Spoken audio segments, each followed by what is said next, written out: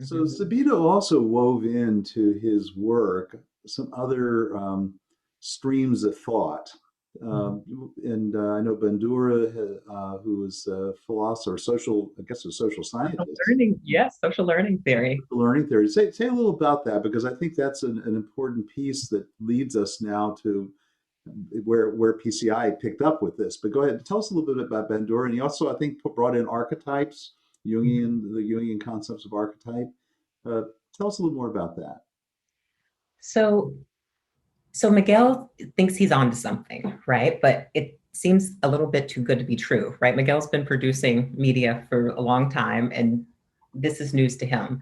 So, like any genius person, which Miguel is, he's fascinating. I've like been in the same room with him, listening to him speak, and it's a blessing every time. He's incredible.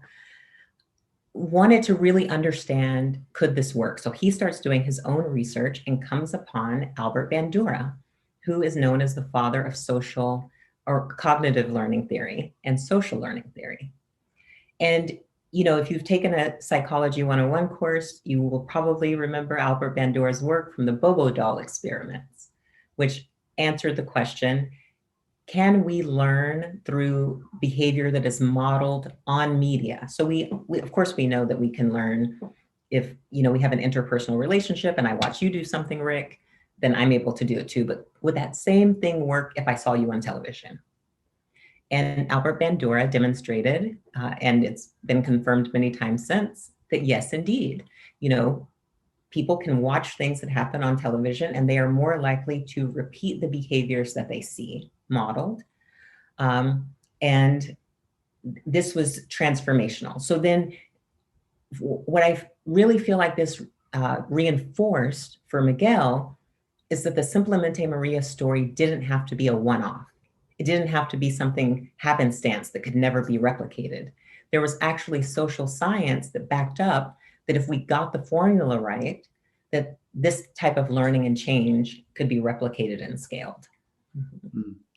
Mm. And so, fast forward maybe a year or two, there are some people who are actually the book, The Population Bomb, comes Yeah. out, Hmm. which was predicting at the time that there was going to be widespread starvation, that Yep. we were going to run out of food, and millions of people would die of starvation in the world, and we were facing a crisis, maybe similar to what we're facing today with the climate.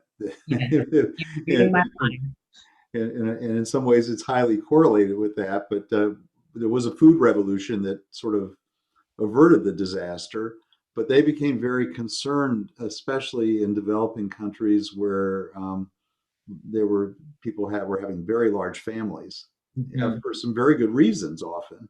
Hmm. Um, that they So tell us a little bit about how they put together the population bomb, and I think by happenstance came across Miguel Sabido's kind of beginning writings about this idea and said, "Aha, we have a methodology for dealing with this problem." It's whenever I think about this story, I always think about it in my mind, there's like a Marvel comic book thing happening, right? Where you have superheroes in different parts of the globe and they're all thinking about these problems and then they converge. It's very Captain Planet when I think about it. So in New York City, there was a preacher, a Methodist preacher named David Poindexter.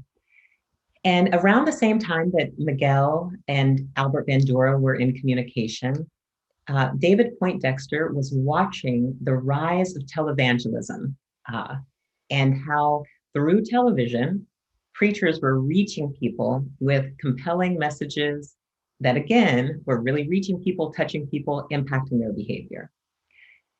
David was also somebody that was deeply influenced by the population bomb and all of the emerging evidence around the coming crisis of large population. And Rick, it's so interesting that you mentioned climate change because nobody was really even thinking or talking about climate change then, right? So I think David was such a visionary and understanding that even if we didn't know all of the implications for growing population numbers, what was very clear, and it remains clear, is that we really don't have a sustainable way to manage a large and growing population on this planet. And for him, that was a gospel as important as the gospel he saw the televangelists communicating to their congregations. So he started, as Miguel did, looking for ways to use mass media to reach people with this message. And the three of them converged, right? We have a great methodology. We know this social learning theory and the science that backs it up.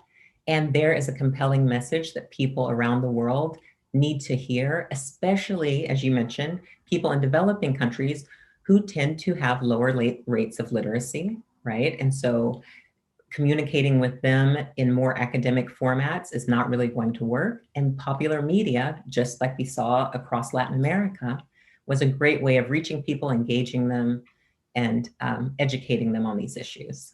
Now, had anyone tried out Sabido's methodology up until then? Because right now it's a theoretical, right? Had anybody demonstrated that you could actually take these ideas and turn them into media and built around these ideas and actually go out and change behavior? So not at scale. And this is where the story gets even more interesting. So we have a preacher, we have a pedagogue, we have a producer. And now I'm going to introduce into the story the politician. And that politician is Indira Gandhi. And, you know, like many developing and emerging nations around the world, Indira was seeing her country really struggle with some of these issues, right? Around population, the changing role of women, all of the implications for society, and took a real leap of faith to work with Miguel and David and Albert to develop what has come to be known as an Indian classic, humlog, which basically means, you know, going with the times are changing. And this soap opera was the first time where it was really piloted and demonstrated. And I hesitate when I say piloted because it was a long running television drama, which is now a national treasure, where we were able to really see this at work. And the success of Humlog led to the birth of PCI Media. Oh my goodness! So that was a little piece I didn't have. Yeah, all the years we've worked together, I didn't know that part of the story. So that's terrific.